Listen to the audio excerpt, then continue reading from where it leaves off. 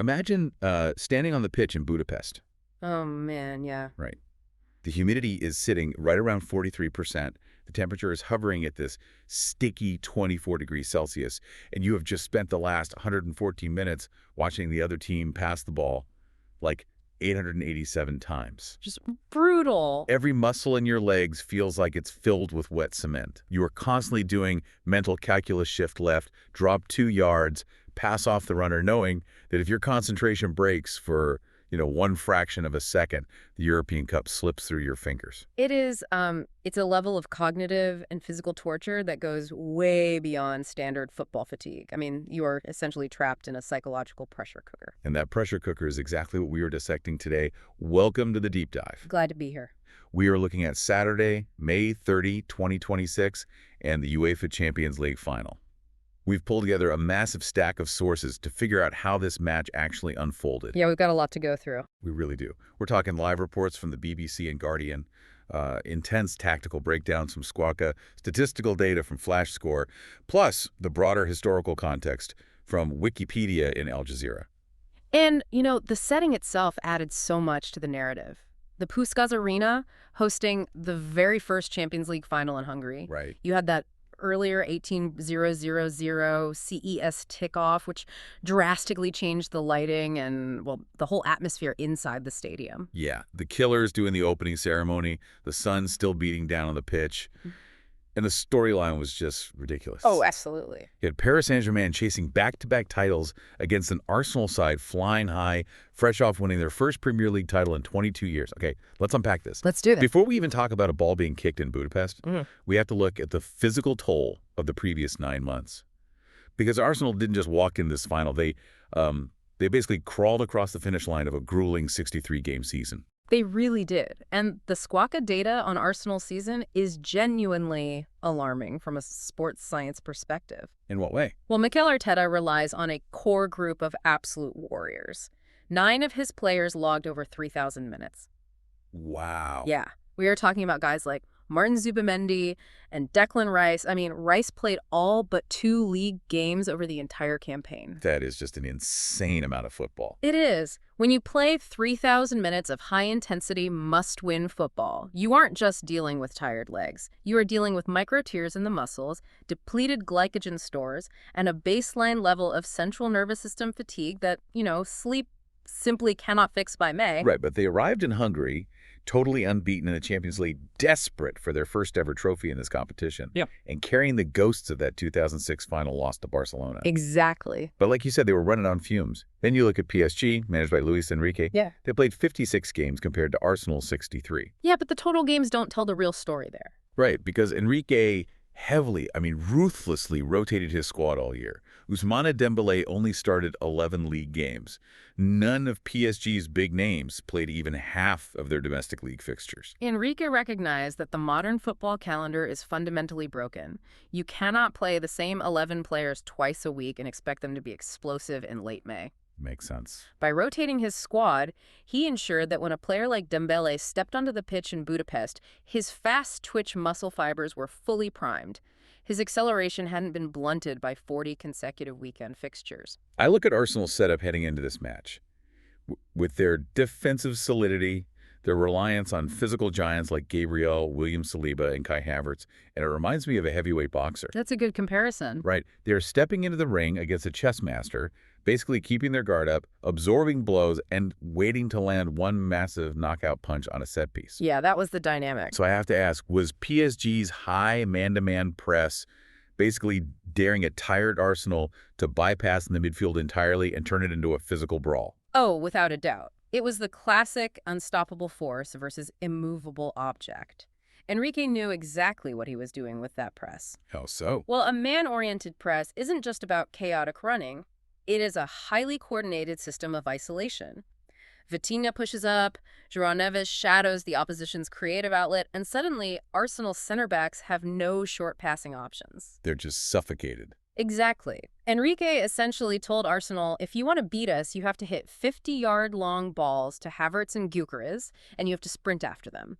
And over 120 minutes, in that humidity, a track meet heavily favors the team with fresh legs. Which is a massive shift in philosophy for PSG. I mean, for the last decade, We associated PSG with massive superstar egos. They were just a collection of individuals. Yeah, and Enrique systematically dismantled that Hollywood culture. He removed the egos. You really good. He built a system that doesn't rely on one player providing a moment of magic. It relies on the collective geometry of the team. They use possession as a defensive tool. Right, like if we have the ball, you have to chase it. Precisely.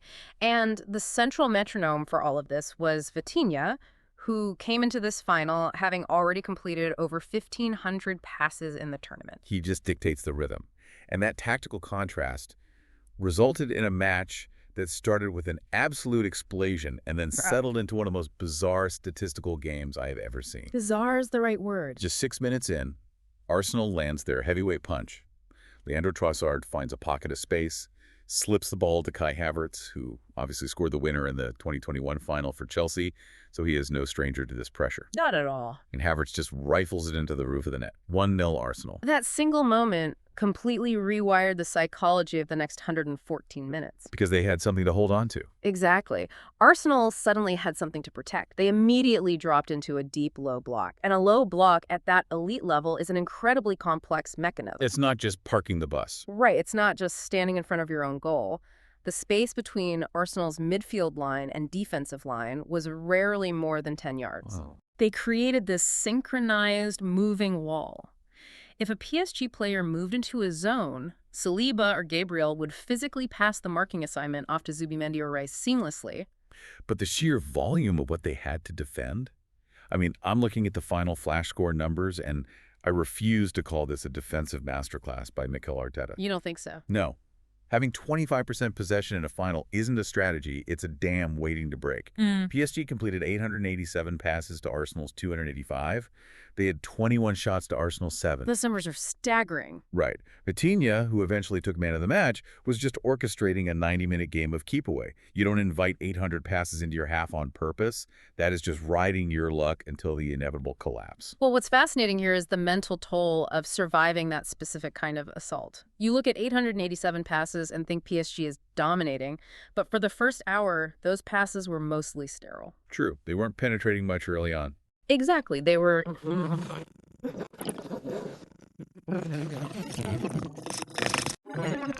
Everything is human physiology. Yeah, you just can't keep that up. When you are constantly shifting side to side, calculating distances and closing gaps, your brain is burning glucose at a massive rate. You literally run out of the mental energy required to focus. Precisely.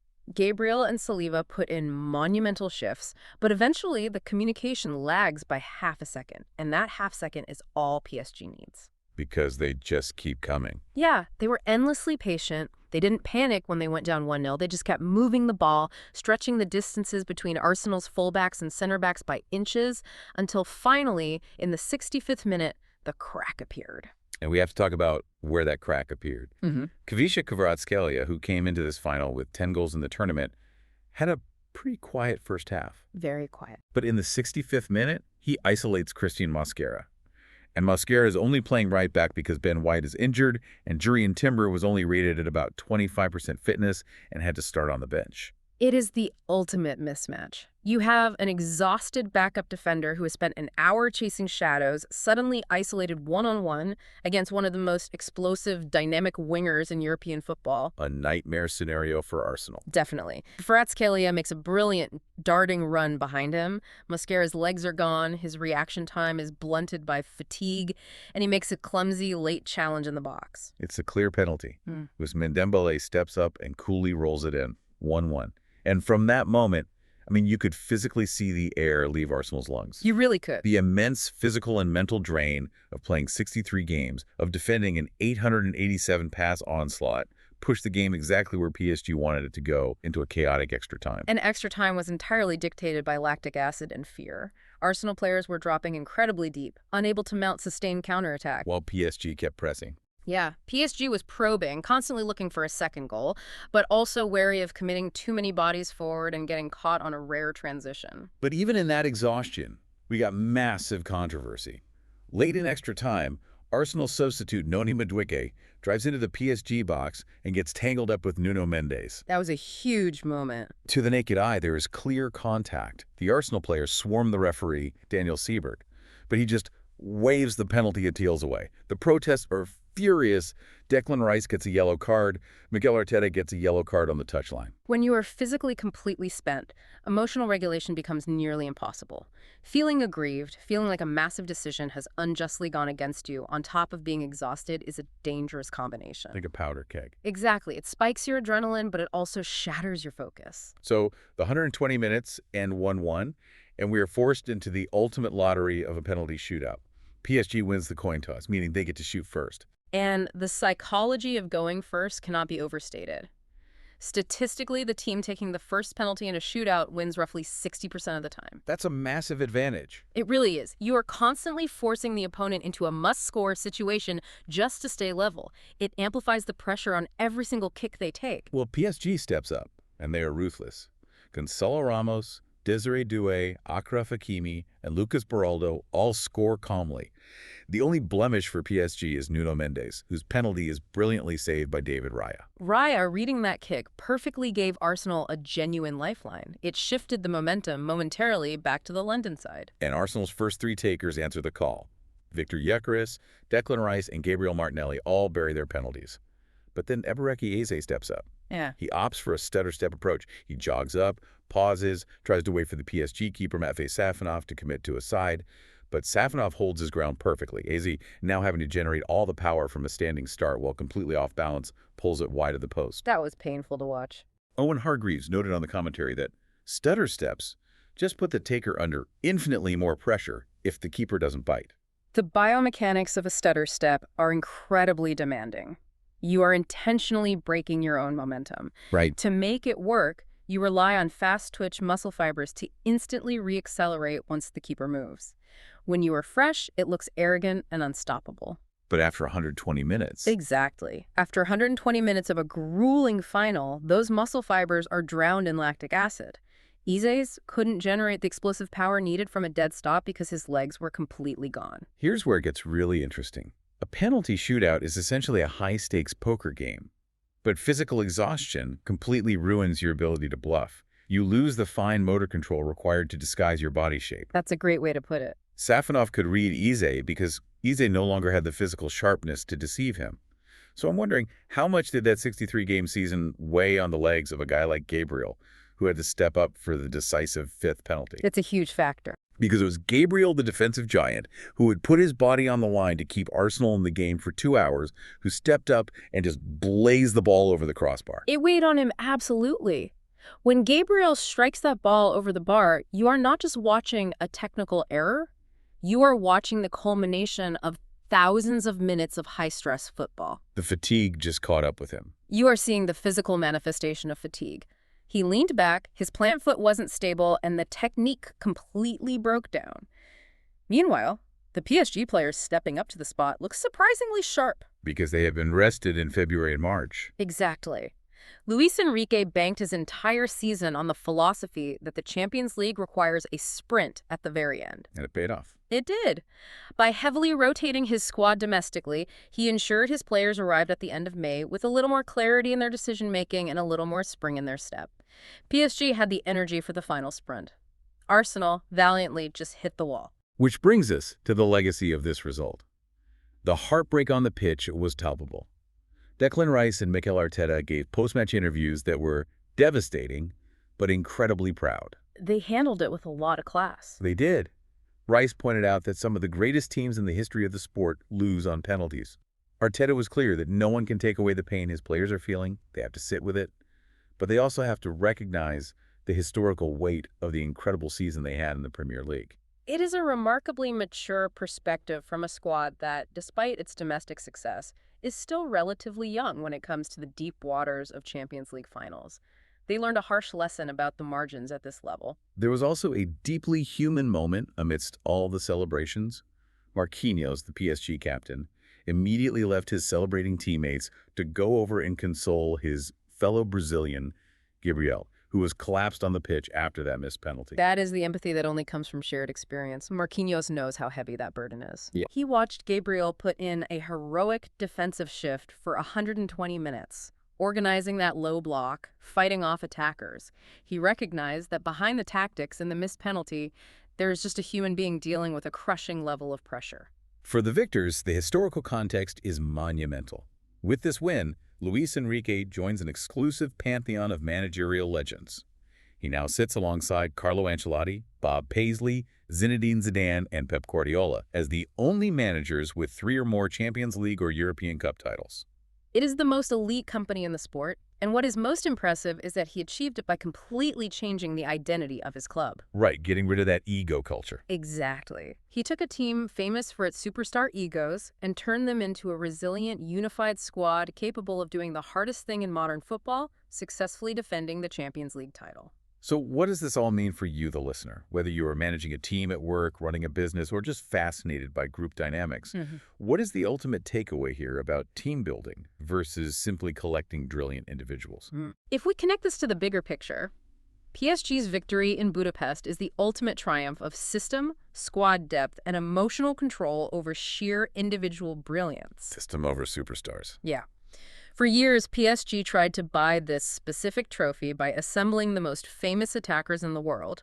And year after year, when they faced adversity, they splintered. We saw it happen so many times. But this year, they trusted a system. When Arsenal scored in the 6th minute, the old PSG might have panicked, abandoned the game plan, and started pointing fingers. This PSG just kept passing the ball. 887 times. Exactly. They completed those 887 passes because they trusted that the system would eventually find the crack in the wall. They proved that a unified collective operating with clear, rested minds will eventually overcome even the most heroic individual efforts. A perfectly calibrated machine that was given the time to power down and rest, outlasting a machine that was run at maximum capacity for 9 straight months. That's the story of the match. It is a harsh reality for Arsenal, but an incredible lesson in endurance, sports science, and strategy. We want to thank you for joining us on this deep dive into the tactical battles, the sheer physical exhaustion, and the penalty heartbreak in Budapest. It was a fascinating case study, a tactical chess match wrapped inside a grinding physical brawl. But before we sign off, we want to leave you with a final, lingering thought to explore on your own. We spent a lot of time talking about how Arsenal played a grueling 63 games, relying heavily on a small core group of players, while PSG had the luxury of heavily rotating their stars in domestic competition. A huge disparity. Right. So as the global football calendar continues to expand with new expanded Club World Cups, more international fixtures, and endless demands placed on the human body, will the ultimate prize in football no longer go to the team with the best starting 11? Will it instead go to the club that has the financial depth and luxury to rest their players the most? It's a great question. If you build a flawless machine, but the schedule never allows you to power it down, can it truly survive the final sprint? Keep learning, keep questioning, and we'll catch you on the next deep dive.